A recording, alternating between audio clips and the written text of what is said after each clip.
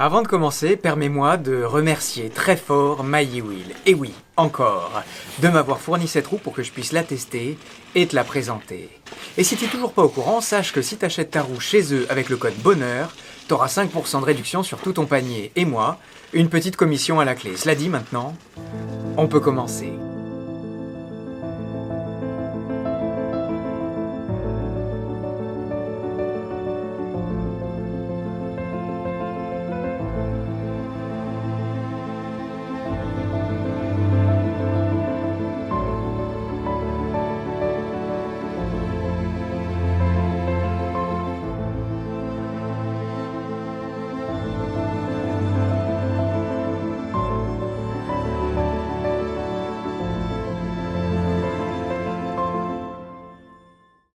La roue dont on va parler aujourd'hui, c'est une roue qu'on a tout à fait l'impression de connaître déjà par cœur. Pourquoi ? Parce qu'à peu de choses près, on a déjà vu son design passer assez souvent sur cette chaîne, et ce depuis déjà plus d'1 an. Et oui, la Bigod Extreme dont on va parler aujourd'hui, c'est la digne, ou la simple, héritière de la Master qui est arrivée, souviens-toi, sous mes pieds en avril 2022. Et depuis, sur le même modèle, et à chaque fois en un peu mieux, Bigodet nous a proposé la Master Pro, la Master Pro V2, le X30, la T4, et chacun avec leur digression. L'extrême, ce serait donc, si on voulait simplifier, la 4e génération du design Bigod 2022. Et alors, dit comme ça, c'est vrai, on pourrait ne pas trop se réjouir, crier au scandale de la non-inventivité, de la pauvreté en renouvellement d'une marque qui d'habitude va de l'avant et nous épate sans cesse avec de nouvelles tentatives. Oui, sauf qu'au contraire, moi je serais le premier à dire que les fabricants devraient plutôt passer plus de temps à perfectionner leur modèle existant plutôt que de toujours vouloir faire des nouvelles choses et du coup de faire de nouvelles erreurs. Et ici, loin de ce qu'on reproche très souvent à Bigod, ils ont continué à pousser leur design à l'extrême, je dirais. Et cet extrême, en effet, c'est la dernière itération de ce que Bigod peut nous proposer, avec beaucoup de progression, beaucoup de réussite, mais aussi et malheureusement encore pas mal de petites erreurs de débutants. Et si tu veux en savoir plus sur le sujet, reste avec moi et c'est parti. Et salut à toi! Alors cette semaine, on perd pas une seconde de plus et on se lance directement dans le sujet. Et comme la semaine dernière avec la présentation de la S19, je te propose aujourd'hui d'étudier l'extrême dans son contexte, en points positifs et en points négatifs. L'extrême, elle nous a été présentée par Bigod comme une roue ultra tout-terrain et donc, pour satisfaire les wheelers de cette activité, on va voir ce qu'elle a à proposer. Et on commence avec les caractéristiques techniques. On a un moteur C40 de 3500 watts pour un maximum de couple, une batterie de 2400 Wh à 134 volts, un pneu qu'on dira 16 pouces par 3, une suspension avec un débattement maximum de 12 cm et un poids de 40 kg à la clé. Alors sur le papier et vu comme ça, en effet, ça fait déjà rêver. Du couple, du dynamisme et un format adapté au chemin serré.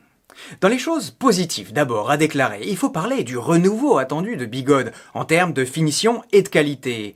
Même si le design et les finitions sont pas encore à la hauteur de, on va dire, Kingsong et InMotion tout en courbe, en harmonie, même si ici on a de la tôle et des vis apparentes, au final, ça plaira beaucoup, je pense, à tous ceux qui voudront la démonter facilement pour la customiser. Et puis surtout, pour l'usage auquel cette roue est destinée, ça lui donne une très forte impression de robustesse et de solidité. Ça va faire plaisir aux wheelers qui prennent parfois, et loin des chemins fréquentés, le risque de tomber.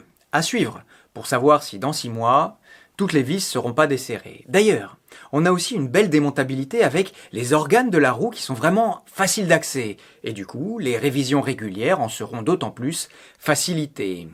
Renouveau Bigod aussi au niveau du BMS, qui communique maintenant directement avec la carte mère pour qu'on puisse avoir en direct les informations concernant les batteries et leur santé. Un gros travail aussi a été fait au niveau de l'étanchéité. Quand on voit où on en était il y a encore pas si longtemps, franchement, on peut se dire que oui, les wheelers sont exigeants. Mais au final, notre marché a bien progressé. Ensuite, une fois n'est pas coutume chez Bigod, on a ici une roue qui offre un grand plaisir de rouler. Non, plus, on est là dans le cœur de ce qu'on peut avoir de mieux en termes de rapport couple et maniabilité. On a une roue très péchue qui part au quart de tour, une roue aussi facile à manipuler, une roue qu'on n'aura pas peur de solliciter, avec une belle accélération, une bonne reprise. Mais attention, une roue qui va vite mais qu'il faudra pas trop pousser non plus au compteur.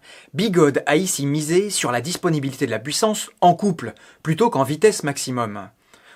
Cela dit, attention en vitesse maximum, on est encore très très haut quand même, hein. Ensuite, la roue, avec son pneu de 16 pouces et son haut centre de gravité, nous offre une grande facilité pour la manipuler. C'est d'ailleurs la moindre des choses pour une roue qui nécessite de pouvoir être très réactif sur des chemins qui, parfois, offrent pas de plan B. Et franchement, en roulant, on pourra pas vraiment dire qu'on ressent les 40 kilos qu'on a entre les pieds. Je dirais même que cette roue, malgré son poids et son encombrement important, nous offre une belle sensation de prolongement. Par contre, c'est une conduite exigeante. On aura du mal sur cette roue à complètement se laisser aller. Je te disais qu'on était sur la S19, un peu comme à la maison. Ici, je dirais que c'est vraiment l'inverse. C'est la roue pour sortir de sa zone de confort, je dirais. Et pour faire ça, Big On nous offre une énième itération de sa suspension maison. Et ça commence à franchement marcher, à voir sur la durée, mais pour le moment, ça fait plaisir de voir que l'histoire du cling clang clong est complètement terminée. On aura vraiment d'ailleurs ici l'occasion de personnaliser l'amortissement en fonction de son gabarit, de son poids et de son utilisation, avec la possibilité de changer les ressorts pour être certain de jamais arriver jusqu'en butée. Avec le ressort livré, moi, j'ai trouvé que la suspension était très ferme, à l'image d'ailleurs des voitures sportives. On a une suspension très dure pour nous accompagner dans les creux et les bosses qu'on pourra rencontrer. Et moi, franchement, c'est pas complètement pour me déplaire cette affaire. C'est vraiment deux salles, deux ambiances par rapport à la roue de la semaine dernière. D'ailleurs, c'est le cas pour la suspension, mais c'est le cas aussi pour le reste, tu commences à l'avoir compris. Big On ne nous propose pas ici une roue confort pour aller travailler ou pour aller se promener, mais une roue performance pour aller s'amuser. Ensuite, je vais vite passer, avant d'y revenir après, sur les petites options qui accompagnent la roue. Un écran moyen, une béquille qui aura franchement le mérite de ne pas être exposée en cas de chute ou en cas de saut. Il y a aussi un coupe-circuit, bon, un trolley, rien de nouveau, rien de très bon, mais franchement rien non plus de foncièrement mauvais. En tout cas, dans l'usage, encore une fois, qu'on lui aura aujourd'hui attribué. Par contre, une mention spéciale, oui, pour la poignée avant qui fait office de porte-casque, vraiment pratique quand on fait une pause bien méritée. Maintenant, abordons les points qui fâchent. Et attention, je parle des sujets qui me fâchent, moi, un peu, et qui font mauvais genre si on compare à la concurrence. Mais si on remet encore une fois cette roue-là dans son contexte, tous les petits défauts dont je vais te parler peuvent être très bien mis de côté. Et je commencerai avec le garde-boue. Alors certes, il est bien intégré, et ce serait difficile de l'allonger, à cause de la béquille justement. Mais pour une roue qui est faite pour rouler dans la boue, je comprends pas du tout. En l'état, son utilité, disons que... Comment dire? Pour être sympa, on va dire que c'est mieux que si c'était pire. Mais c'est loin d'être assez pour être satisfaisant, et pas rentrer à la maison ou dans la voiture avec les fesses complètement trempées. Ensuite, une option toute simple qui s'était pourtant généralisée depuis des années et qui fait défaut ici, c'est le deuxième port de charge. Ici, Big On nous dit qu'on peut charger, occasionnellement, la roue à 10 ampères maximum. Mais ça veut dire qu'il faut avoir un seul gros chargeur de 10 ampères à proximité. Et on peut pas prendre le deuxième chargeur d'un copain quand on est en randonnée. Ensuite, il y a l'écran. Un écran à 3 chiffres, dont le troisième ne sert absolument à rien. Un écran qui manque cruellement aussi de nous donner des informations dont on aurait besoin. La tension, par exemple, ou une estimation de la batterie plus précise que ces 5 barres qui servent absolument à rien. Et tu vois, je te disais que je parlais de petits défauts qui peuvent être mis de côté. Sauf qu'en 2023, avoir une idée précise de la quantité de batterie qui nous reste sous les pieds, surtout dans une roue dans laquelle on va vouloir beaucoup taper, c'est un gage de sécurité. Et là, quand on a une barre, bon, on est peut-être à 20%, mais peut-être aussi à 1. Bref, c'est pas assez précis pour moi. À noter aussi qu'en plein soleil, les contrastes nous permettront pas sur cet écran de voir ce qui est écrit, tout simplement. Ensuite, encore un gros défaut qui, moi, en plus, me touche particulièrement, tu le sais si t'es un habitué, c'est l'absence de poignée arrière qui fait que pour porter la roue, il va falloir qu'on mette nos doigts dans des endroits où il faudrait pas, au risque de se retrouver coincé. Alors, avant même de pouvoir aller rouler en sécurité, il va falloir faire appel à des accessoiristes pour équiper notre pourtant toute nouvelle roue. Et à chaque fois, la note sera de plus en plus salée. Oui, de plus en plus salée, parce que, encore une fois, il faudra faire appel aux accessoiristes. Oui, si on roule sans protège-tibia et protège-genou qui soit coqués. Parce qu'en effet, les powerpads intégrés, bien que leur placement soit intelligemment pensé, ils sont trop durs, et ils nous feront affreusement mal en fin d'une session qui sera engagée. Tu vois, c'est des powerpads Nilonové. Ça, je sais pas si tu vois la différence.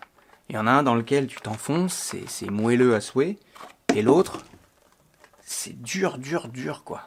Et si on va plus loin, regarde la courbure là. Tu vois, comme à droite c'est accueillant et à gauche ça ne l'est pas. Ah voilà. C'est ça qui fait la différence entre des bons pads et Et des mauvais. Enfin, une chose qui est pas dingue pour les petits gabarits comme moi, c'est la hauteur de la coque par rapport aux pédales, et la dureté de la mousse qui recouvre la roue. Ça fait qu'à la longue, je peux pas tendre mes jambes, et ça fait un peu mal à l'intérieur du genou. Et voilà. Alors oui, j'en ai terminé, et je sais pas, ça paraît un peu abrupt comme ça, mais on va dire que cette roue m'a moins inspiré. Je sais pas, peut-être parce que je suis pas directement concerné. Pourtant, moi aussi j'aime prendre mon pied, même en forêt. Mais aussi sûrement parce que on dirait que c'est un modèle qui a mis 2 ans à naître et que malgré ça, en l'état, c'est loin d'être parfait. Alors c'est sûr que c'est génial d'avoir autant de punch et de réactivité, mais ça, de plus en plus, on l'a aussi dans d'autres roues, qui en plus, les autres roues, ont un package plus complet. Ce que je retiendrai, en effet, c'est que c'est la niche off-road qui est ici ciblée et que, comme à son ancienne habitude, Bigod fait un peu de la niche dans la niche. Oui, et même si qui peut le plus peut le moins, je crois que pour une personne qui veut juste rouler sans faire de tout-terrain, l'extrême est bien, mais il y aura peut-être plus adapté. L'un dans l'autre. Et comme je disais en introduction, l'extrême est dans la digne lignée de ses grandes sœurs. Mais il faut dire que par rapport à la concurrence, et même si elle offre de très belles performances, je suis peut-être un peu dur, mais je trouve que cet extrême apporte pas grand-chose de nouveau au marché, et se distingue pas vraiment de ce que les autres fabricants peuvent nous proposer. Le truc, c'est qu'avant, Bigod était seul sur ses marchés, dans ses niches, c'est même eux, ces niches, qui les créaient. Mais clairement, ils sont maintenant grandement concurrencés, et une roue qui roule bien, même très bien, ça suffit plus, selon moi, pour se démarquer. Attention, je répète, c'est une très bonne roue, et vraiment, Bigod a rattrapé beaucoup de retard qui commençait à accumuler. Mais voilà, c'est pas avec ça, c'est pas avec cette roue-là en tout cas, qu'ils vont regagner les galons qui leur ont échappé. Bon, maintenant je crois que j'ai assez digressé, je te dis à la semaine prochaine pour une nouvelle vidéo et un nouveau sujet. Allez.